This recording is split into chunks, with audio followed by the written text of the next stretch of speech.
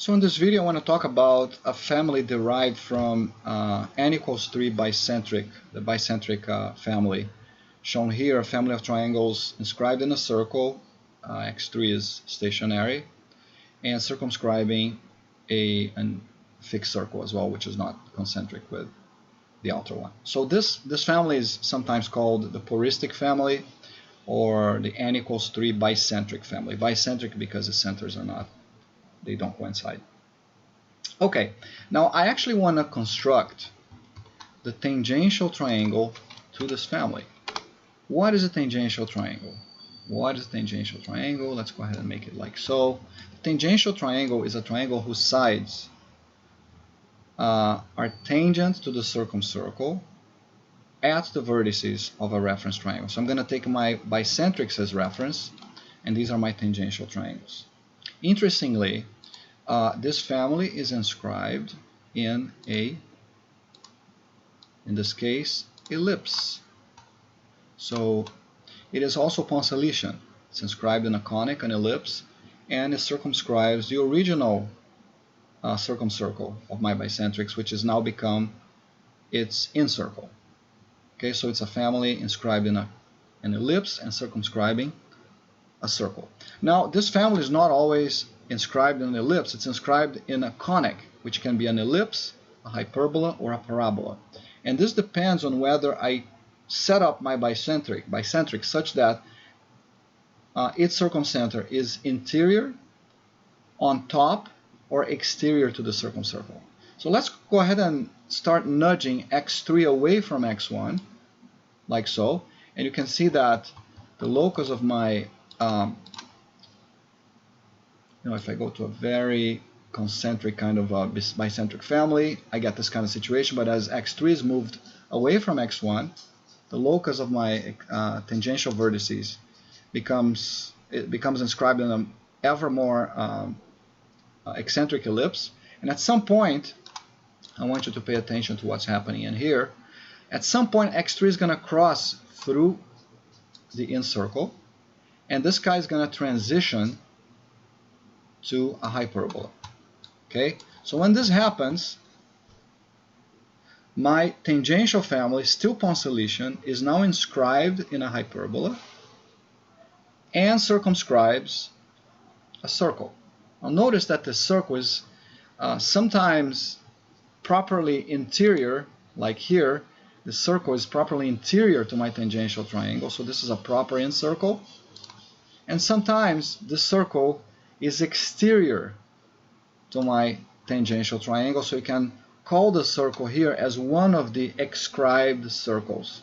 So you have this switching kind of behavior. And I'm going to talk about a very interesting phenomenon connected to the switching of the role of the caustic of these tangential triangles. Okay, so this caustic is switching geometric role, right? It's an external incircle or an excircle. These are situations. And it's sometimes an internal incircle. Okay, but this is not germane to this conversation. Okay, so what I actually want to talk about is what happens at the transition. So let's now bring x3 again closer and closer to the incircle of my poristic, and I can see that what's happening to the branches of my hyperbola. This branch over here is shooting off to the right side of the page into infinity. And in fact, when x3 is exactly on top of the incircle, okay, what happens is that this family now is going to be properly inscribed in a parabola. Okay, and this happens when the ratio of little r, the in radius, by the circumradius of the bicentrics is exactly equal to square root of 2 minus 1. So little r divided by big R is square root of 2 minus 1. So I can simulate this numerically by just placing this guy here pretty close to, and this is actually not little r over r, this is a different parameter. It's 1 plus little r over r. But when I place this number here pretty close to square root of 2, actually 1/4, square root of 2 is 1/4, 1/4, right? Yeah, so I think I have 3 digits of precision here, so I'm gonna leave it like that. So let's call this guy here an approximate parabola, or you can think of it as an ellipse whose left vertex has shot off into the left of the page, or you can think of this as a hyperbola whose right branch is all the way to infinity to the right of the page, right? Now, I want to show you guys a very curious phenomenon when this thing is a parabola. Let's look at the locus of the orthocenter of this guy. So I'm going to place this guy on tangential. I'm going to say 4. And I'm going to now observe the locus of the orthocenter, meaning the midpoint of the altitudes of this triangle. And it's actually appearing over here and sweeping a line.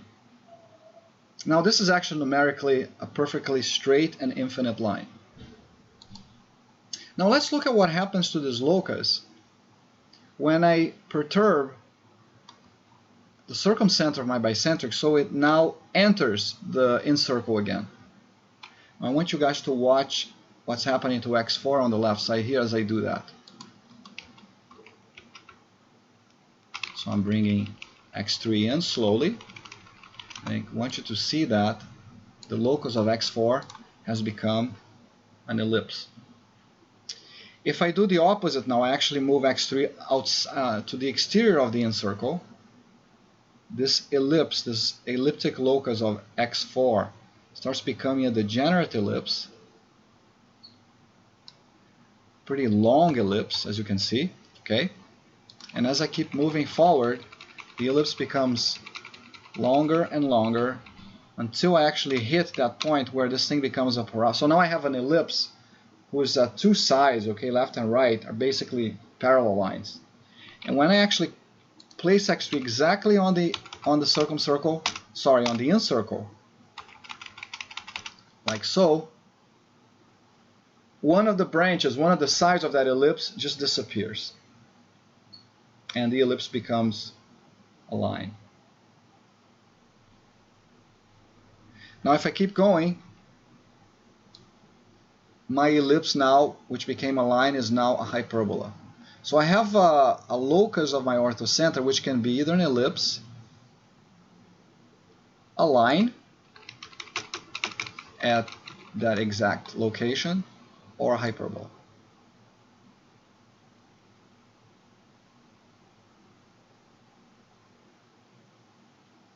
Of course, if my bicentric system becomes almost concentric, that locus is going to become the locus of tangential polygon, which is now an equilateral triangle. So everything becomes equilateral and concentric, so it's not a lot of fun here, but what's fun is actually as you deviate from the concentric configuration, you can see the locus of x4 turning into an ellipse. As x3 touches the incircle, it becomes a straight line right here. And as you move x3 outside of the incircle, it's now a hyperbola. Interestingly, there's a minimum width to this hyperbola, right? That can be computed. Minimum distance between its 2 vertices. You can see here that right at the transition, this branch of the hyperbola is tangent to the circumcircle, and the other branch is some quantity away. So one exercise here is to compute what this is. Okay, so that's what I have for this video. Thank you very much. See you on the next video.